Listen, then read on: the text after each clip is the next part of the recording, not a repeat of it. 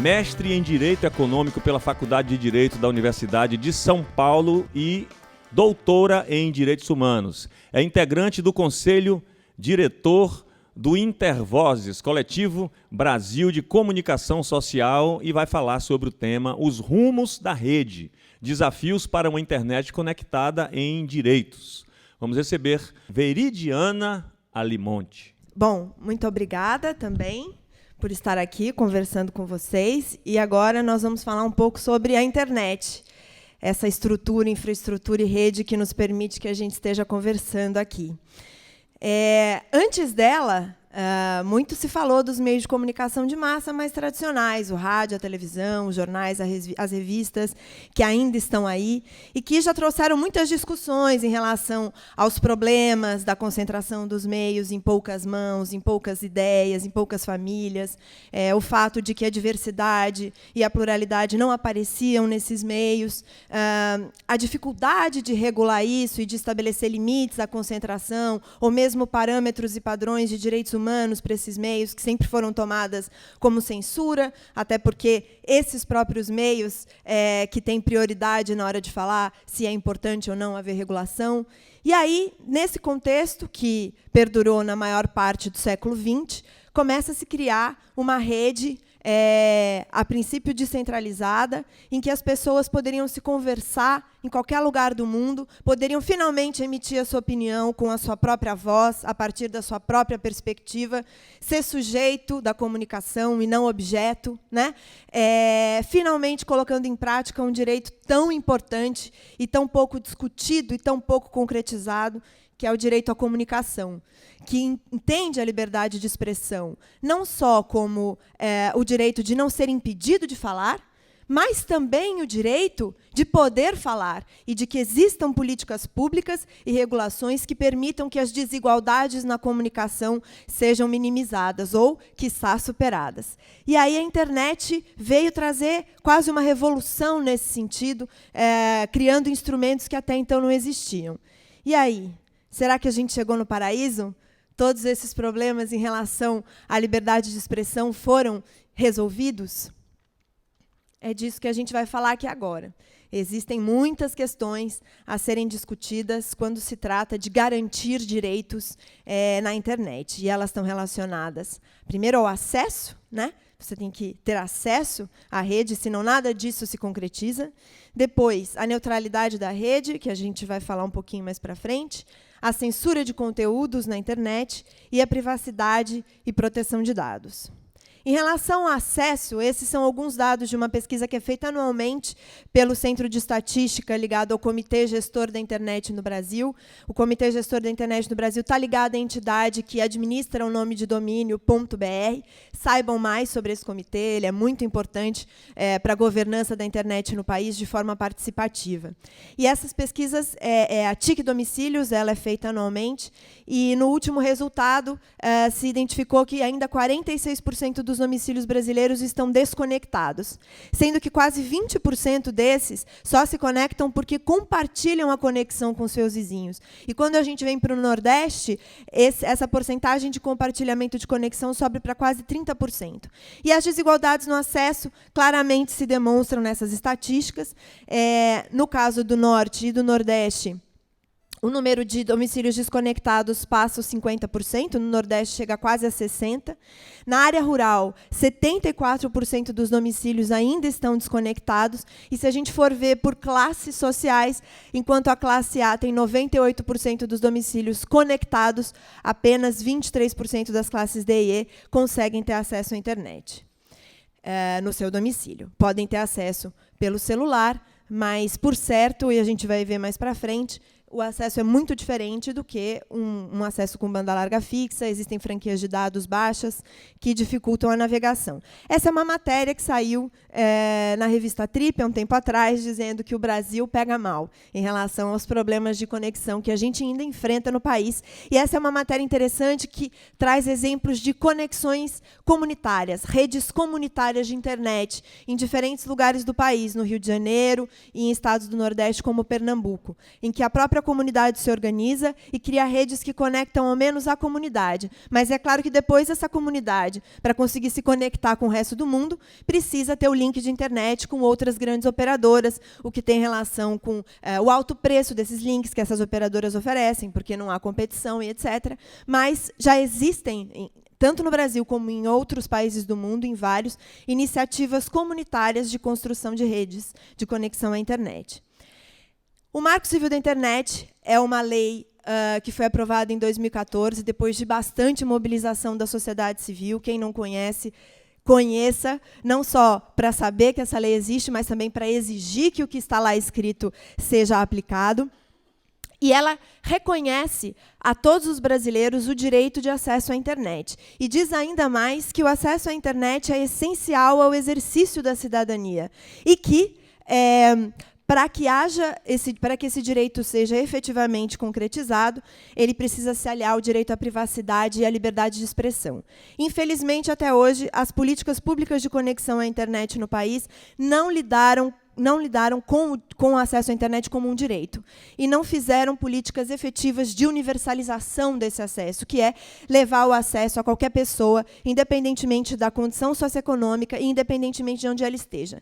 Em geral, as políticas públicas estiveram associadas ao mercado, concedendo incentivos ao mercado sem obrigações à altura desses incentivos. Caminhamos ainda nesse rumo, e entidades da sociedade civil participam de uma campanha que chama Campanha Banda Larga é um Direito Seu, que traz propostas muito diferentes em relação a como conectar todo o país, e que partem justamente dessa noção de que o acesso à internet deve ser considerado como um direito. Falando em liberdade de expressão na rede, a gente vê, hoje em dia se discute muito, que, por um lado, se a rede potencializa o fato de as pessoas poderem falar o que pensam, de a diversidade aparecer com mais facilidade, ela também pode potencializar o que de ruim existe no ser humano. O discurso de ódio, o preconceito, a homofobia, o machismo, o racismo. Como lidar com isso? Como lidar com a proteção da liberdade de expressão na internet, ao mesmo tempo em que isso tem que ser balanceado, ponderado, com a garantia de outros direitos? Essa é uma campanha que o Intervozes, o coletivo do qual eu participo, vem fazendo na internet, com vídeos de sensibilização e discussão sobre esse tema.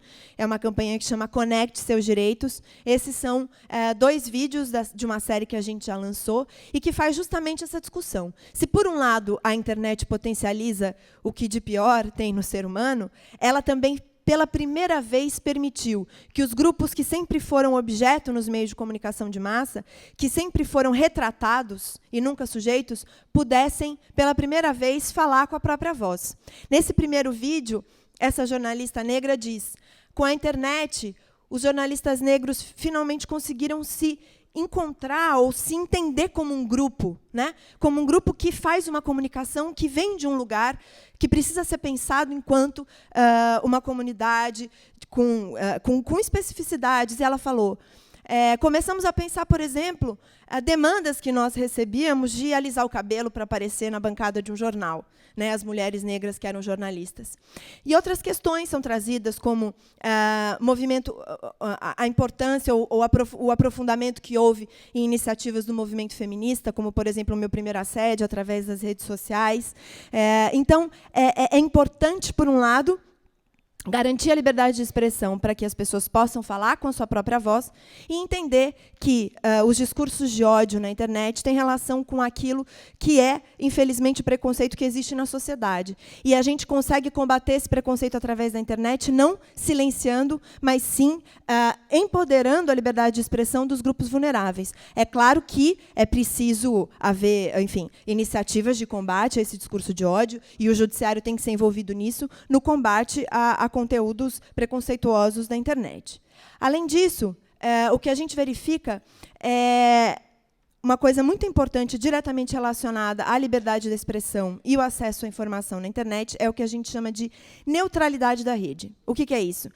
Apareceu muito nos meios de comunicação de massa recentemente, por conta de uma decisão do órgão regulador das comunicações nos Estados Unidos, mas a neutralidade da rede é a garantia de que quem te fornece o acesso à conexão à internet não pode mexer na sua conexão, ou seja, não pode mexer em como os pacotes de dados estão trafegando nessa rede.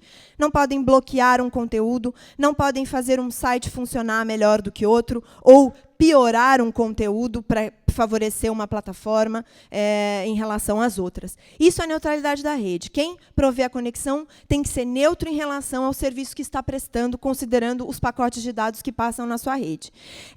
Uma das práticas mais comuns que pode ser considerada uma violação à neutralidade da rede é a internet grátis no celular, aquilo que a gente tanto gosta numa primeira vista, né?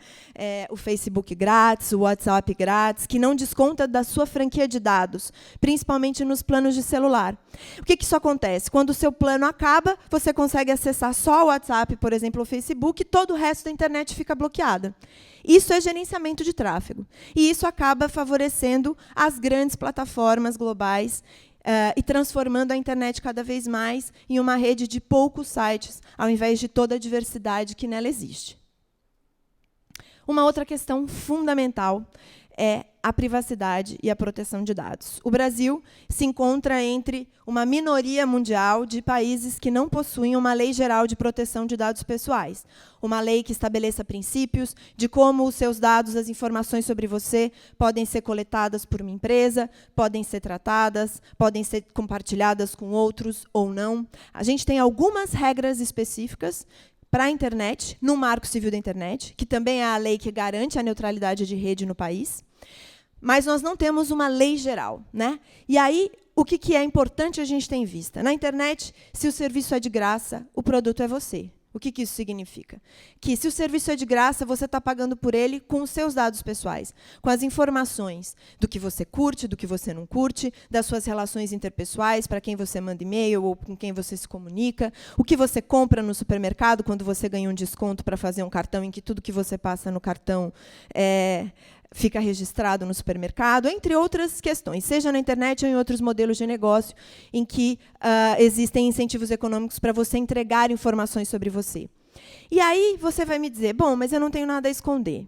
Veja bem, esses bancos de dados que são criados sobre nós formam perfis sobre a nossa pessoa sem que a gente tenha conhecimento disso.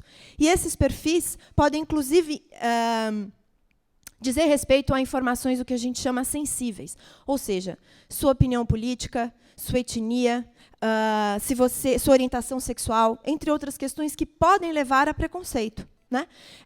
E isso pode influenciar, por exemplo, em você conseguir um plano de saúde ou não, em você conseguir um emprego ou não, em você conseguir crédito no banco ou não. Cada vez mais essas novas empresas, né, que mexem com tecnologia, que todo mundo fala, a gente usa a inteligência artificial, a gente usa o Big Data. O que isso significa?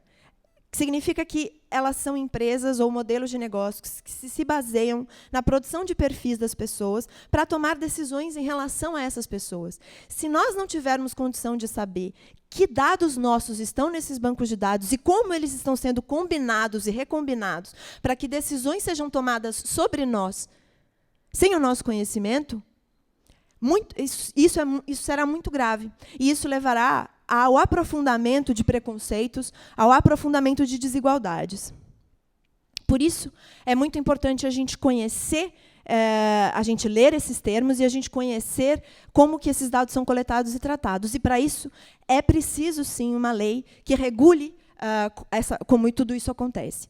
Esse site é de um parceiro do Intervozes, uma entidade que chama Coding Rights, e chama Chupa Dados. Ele traz, frequentemente, ele é atualizado com novas pesquisas de como os nossos dados são coletados em diferentes lugares e como são utilizados. Seja no bilhete único do Rio de Janeiro, seja nos aplicativos de paquera, seja nos aplicativos que as meninas e mulheres usam para controlar a própria menstruação, entre outros exemplos. Todos eles são formas de coletar informações sobre nós e depois isso ser usado de formas que a gente ainda hoje desconhece.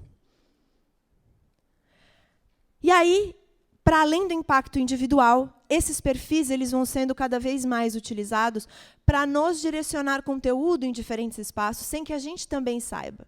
Né? Uma discussão muito grande que existe hoje é o que a gente chama em inglês de microtargeting, ou seja, é a capacidade de se fazer uma propaganda tão direcionada, que não é só a propaganda do supermercado ou da viagem, é a propaganda de um candidato. Né? É a propaganda de um candidato durante uma eleição, que pode fazer um conteúdo personalizado para cada eleitor e ser, como a gente vem dizendo no Intervozes, um candidato até de muitas faces. Que para aquele eleitor, com aquele perfil, ele fala uma coisa que ele sabe que aquele perfil de eleitor quer ouvir isso, e para aquele outro perfil, ele pode falar outra coisa. E qual é o controle que a gente tem sobre o que ele está falando para todos numa rede social, por exemplo. E dentro desse contexto vem toda a discussão das fake news, que no Brasil, as notícias falsas, que no Brasil vem tomando proporções preocupantes envolvendo agência de inteligência, exército, Polícia Federal, para criar legislações que pensam em criminalizar o compartilhamento de notícias falsas de qualquer usuário normal de internet. Na nossa opinião, fake news não é um fenômeno novo no Brasil. Ela só era antes um monopólio dos meios de comunicação de massa. Agora, não é só a Globo ou a Veja que podem fazer isso, mas também outros meios, outros sites que, por vezes, vivem só disso. Mas é muito importante que não se lide com esse fenômeno das fake news como algo que deva ser criminalizado ou como algo que deva levar à retirada de conteúdo da internet rapidamente, sem nenhuma análise. Né? É muito importante que a liberdade de expressão seja levada em consideração e que também seja levada em consideração que não é a primeira vez na história da humanidade em que notícias falsas são espalhadas. É preciso ter cuidado. É muito mais preocupante, por exemplo, que se possa direcionar conteúdo personalizado para eleitores, sem que não tenhamos mecanismos de controle do que cada campanha política está divulgando, de quais são os conteúdos que cada campanha política está patrocinando nas redes sociais e etc. E aí, nesse sentido, para finalizar, eu gostaria de trazer uma reflexão do Aaron Swartz, que foi uma figura importante na internet mundial e que se suicidou depois de uma pressão da indústria de direitos autorais contra iniciativas que ele tinha feito de compartilhamento de conteúdo científico. E ele diz assim: a questão é menos sobre quem tem acesso às ondas eletromagnéticas, mas sim quem tem o controle dos meios de encontrar as pessoas. A questão é menos sobre quem tem licença para falar, mas sim de quem é ouvido. Hoje, pouquíssimas plataformas, como Facebook, Google, concentram cada vez mais os meios em que as pessoas conseguem ser ouvidas. Eles vêm ganhando um poder enorme globalmente. Muitas pessoas, inclusive em pesquisa feita no Brasil, confundem a internet com o Facebook. E, por isso, também, na internet, temos, sim, intermediários da comunicação que não produzem mais conteúdo, mas que decidem que conteúdo você vê, que conteúdo você não vê, e como determinado conteúdo é distribuído ou não a partir dos seus algoritmos. Não é à toa, é a partir dos interesses comerciais e políticos dessas plataformas que os algoritmos delas operam ao distribuir conteúdo. E é importante que a gente tenha em vista essa situação quando escolhemos que plataformas devemos utilizar mais, se proprietárias, livres, e qual é a internet que nós queremos. O Intervozes faz parte de uma coalizão de entidades, que é a Coalizão Direitos na Rede, que vocês podem acessar nesse site, direitosnarede.org.br, onde estão um resumo das nossas iniciativas e todas as questões mais importantes sobre o tema com as quais estamos lidando. É isso, muito obrigada. Essas são algumas das referências. As operadoras dizem que a neutralidade quebrada é importante para poder fazer uma melhor gestão da rede. Inclusive, argumentam que a internet das coisas, isso será fundamental para não se ter mais riscos. Esse argumento é real e como rebatê-lo? A segunda pergunta foi um pouco do que você já falou, mas eles perguntam como os Intervozes está tratando as chamadas fake news. Muito bem, sobre as operadoras e a neutralidade da rede. Essa é uma briga antiga que a gente teve que lidar muito diretamente na época da aprovação do Marco Civil da Internet. As operadoras diziam, por exemplo, que a neutralidade da rede impedia o acesso à internet no país, porque as operadoras queriam vender um plano que fosse assim. Um plano com e-mail e rede social, seria o mais baratinho. Depois, um outro em que você conseguiria acessar site de notícias, seria um pouquinho mais caro. E aí, se você quisesse acessar vídeos, você ia ter que ter o plano mais caro da internet, muito provavelmente. Queriam transformar o que a gente dizia a internet numa TV a cabo, dividindo o que você poderia ou não acessar na rede. E agora elas vêm com o argumento da gestão e o argumento da internet das coisas. Primeiro, em relação à gestão, o Marco Civil da Internet ele já traz algumas exceções, né? Por exemplo, é possível fazer gestão de tráfego em casos de spam para bloquear determinada porta por onde a maior parte dos spams vem, e isso já foi feito no Brasil. É possível também fazer, se um cabo rompe em determinado lugar e é preciso redirecionar o tráfego, isso é possível fazer pelas exceções do Marco Civil, assim como se um site está sendo atacado e começa a ter o ataque de negação de serviço, também, por exemplo, seria uma situação em que poderia se utilizar das exceções do Marco Civil. Ou seja, as exceções que o Marco Civil chama de requisitos técnicos indispensáveis à prestação adequada do serviço, que depois o decreto do Marco Civil detalha mais quais seriam esses requisitos, estão contemplados na regulação que existe hoje. E não são um problema. A internet das coisas. O que é a internet das coisas? É o fato de que cada vez mais, não só seres humanos estarão conectados à internet por meio de aparelhos como computador, celular, etc., mas que coisas, né, a sua roupa, a sua geladeira, sei lá, o sistema de som e de luz da sua casa, entre outras tantas coisas, estarão conectadas à internet. Por exemplo, uma pulseira que você use com os seus sinais vitais, uma pessoa idosa que fique coletando os sinais vitais e mandando para a família acompanhar se está tudo bem, etc. Tudo isso faz parte da internet das coisas. E aí as operadoras vêm dizer que a gente precisa quebrar a neutralidade da rede para lidar melhor, para viabilizar a internet das coisas. Ou seja, as coisas precisam ter uma conexão à internet privilegiada em relação às pessoas. É algo que me parece bastante complicado. Por outro lado, se forem aplicações que necessitem, né, de uma conexão dedicada, como, por exemplo, eles deram um exemplo disso numa notícia de jornal, uma cirurgia feita em tempo real, em que, na verdade, o médico está fazendo a cirurgia de longe e ele está operando uma máquina que está fazendo a cirurgia na pessoa. Isso poderá acontecer em breve, né, por meio de uma conexão à internet. Certamente, esse hospital, essa máquina, não estará conectada na internet normal do Wi-Fi, em que um paciente que está esperando na sala de espera vai estar usando a mesma conexão. Certamente vai ser uma conexão dedicada para a realização da cirurgia. Então, não se coloca a questão da neutralidade, nesse caso, nos mesmos termos em que a gente chama de a internet aberta, a internet normal, enfim, de uso de todo mundo que está usando ao mesmo tempo. Então, é preciso diferenciar essas situações. E, em relação às fake news, o Intervozes tem um histórico foi iniciado como uma organização que discutia a concentração dos meios de comunicação no país, os problemas disso na diversidade, na pluralidade da informação. Então, como eu disse, a disseminação de notícias falsas, ela não é uma novidade no Brasil nem na América Latina. É claro que ela ganha uma dimensão maior com o poder de disseminação da informação e a rapidez da disseminação da informação na internet, e também com a possibilidade de você personalizar para onde vai determinado conteúdo.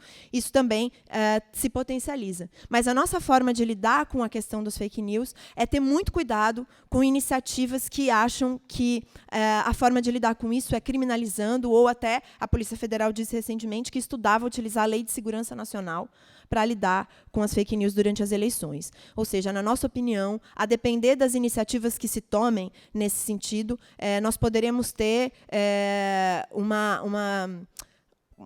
postura bastante restritiva em relação à liberdade de expressão, e usuários comuns da rede poderão ser criminalizados por criar ou compartilhar conteúdos que não são diretamente intencionados a criar uma notícia falsa em relação a alguém, mas podem ter informação que não foi devidamente verificada, enfim. Então, existe também uma diferença, né, entre uma notícia criada maliciosamente para enganar as pessoas e notícias que, às vezes, exageram ao atestar uma posição em detrimento de outras, enfim. E tudo isso é muito sutil e precisa ser tratado com cuidado.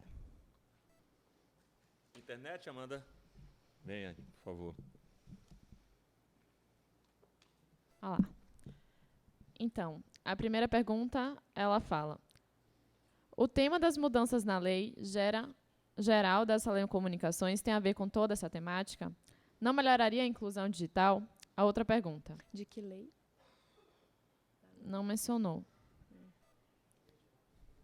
Lei Geral das Telecomunicações. Uhum. Você integra o Comitê Gestor da Internet? Temos ouvido falar que tem sido atacado. O mesmo vem acontecendo? O tema da Lei Geral de Telecomunicações. A Lei Geral de Telecomunicações é uma lei de 97 que estabeleceu, que renovou toda a regulação do setor na época das privatizações, etc., e trouxe algumas garantias, né? A principal delas é que, quando um serviço de telecomunicações é considerado essencial, ele deve ser prestado no que a gente chama de regime público, que é o que eu falei aqui rapidamente, sem fazer referência a questões regulatórias mais específicas, mas é que o serviço ele tem que ser universalizado, ele tem que estar disponível a qualquer pessoa, independentemente da condição socioeconômica dela ou da localização. O poder público tem prerrogativas maiores em relação à regulação desse serviço para determinar uma tarifa mínima, por exemplo, né? Inclusive para decidir, estabelecer metas de universalização do serviço, definindo até que data o serviço tem que estar disponível aonde, e etc. E, além disso, a infraestrutura, ou todos os bens, na verdade, indispensáveis à prestação do serviço, eles são o que a gente chama de bens reversíveis. São bens que, no final da concessão, eles voltam ao Estado para que o Estado possa fazer uma nova concessão com esses bens para que o serviço continue sendo prestado. O fato de ser prestado em regime público não significa que ele vai ser prestado pelo Estado. Significa que ele é prestado mediante concessão, que é um instrumento de outorga do serviço, né, de delegação do serviço, que tem mais obrigações para as empresas. E hoje, no Brasil, o único serviço que é prestado com concessão é a telefonia fixa. O serviço de telecomunicações, que dá suporte à conexão à internet, que a gente chama mais ordinariamente, né, de banda larga, ele nunca foi prestado nesse regime. A discussão da reforma dessa Lei Geral de Telecomunicações vem num contexto em que as concessões de telefonia fixa terminam em 2025, parece que ainda tem um tempo, mas não tem tanto, e que boa parte das redes de telefonia fixa hoje estão ligadas à prestação de serviços de banda larga. Então, vocês podem virar e falar assim, mas a gente nem tem tanto mais interesse no serviço de telefonia fixa, talvez ele nem seja mais tanto um serviço essencial, etc. Mas a banda larga, com certeza, inclusive já reconhecida legalmente, né, é um serviço essencial. E boa parte da rede em que se presta banda larga é também a rede ligada às concessões de telefonia fixa, que as operadoras de telecomunicações teriam que devolver em 2025.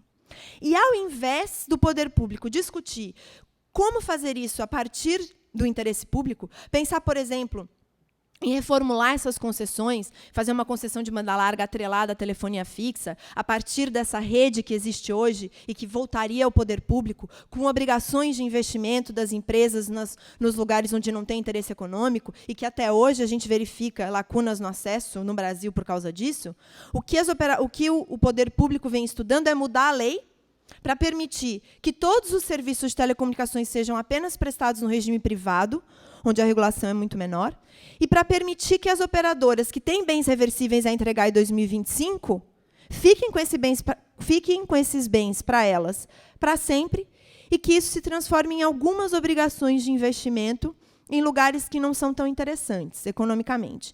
Só que essa conta, inclusive, essa conta, que seria o investimento que elas deveriam fazer por ficar com essa rede reversível, pode ser, inclusive, uma conta que só considere o valor da telefonia fixa nessa história toda. Ou seja, essa rede aqui, se ela passa só banda larga, mesmo que ela tenha sido construída com recursos da concessão da telefonia fixa, ou mesmo que ela tenha sido incluída no meio de obrigações que tinham a ver com a telefonia fixa, se essa rede só passa banda larga, então ela não vai entrar na conta do quanto a operadora tem que investir.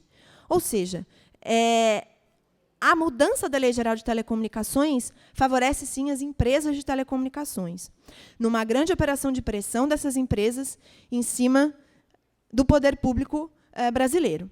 E, por isso, a sociedade civil vem se contrapondo ferozmente a essa alteração, porque ela vai tirar os poucos instrumentos que hoje existem na regulação para, efetivamente, o acesso a serviços de telecomunicações essenciais serem vistos a partir de uma perspectiva de direitos e não somente de mercado.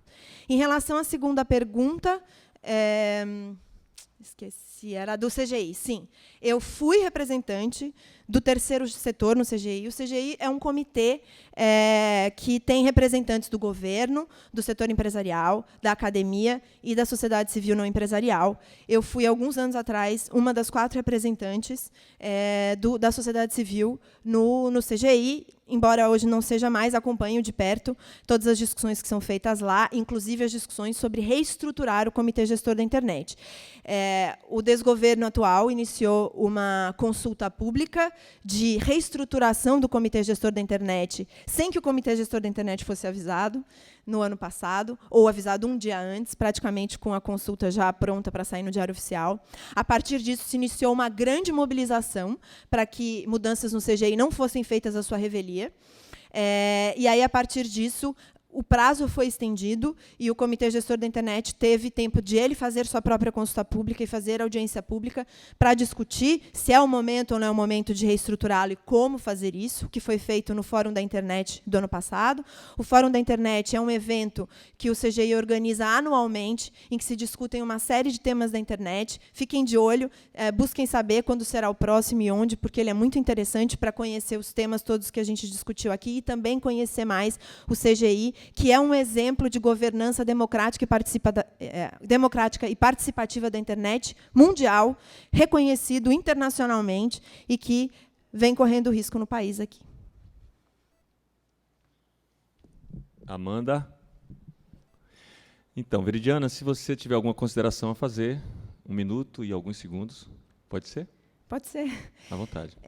Bom, todos esses temas aqui mostram que, embora a internet seja, de fato, algo inovador e revolucionário em termos de garantir o direito à comunicação e permitir que as pessoas troquem opiniões ao redor do globo de maneira muito menos restringida do que antes, é fato que os intermediários continuam existindo, se não produzindo eles mesmos conteúdos como antes, eles continuam existindo, podendo mexer no tráfego dos pacotes de dados, como as operadoras de telecomunicações em relação à internet, em relação à neutralidade da rede, podendo definir que conteúdos são vistos mais ou menos, como são os algoritmos no Facebook, no Google, em outras tantas aplicações. Então, é muito importante a gente ficar atento aos interesses que existem em todos esses mecanismos e que nós acompanhemos as discussões de internet, não só porque isso faz parte do nosso dia a dia, não só porque quando a conexão cai isso atrapalha a nossa rotina, mas também porque tudo isso está relacionado com a nossa capacidade de exercer plenamente os nossos direitos humanos e fundamentais. Obrigada.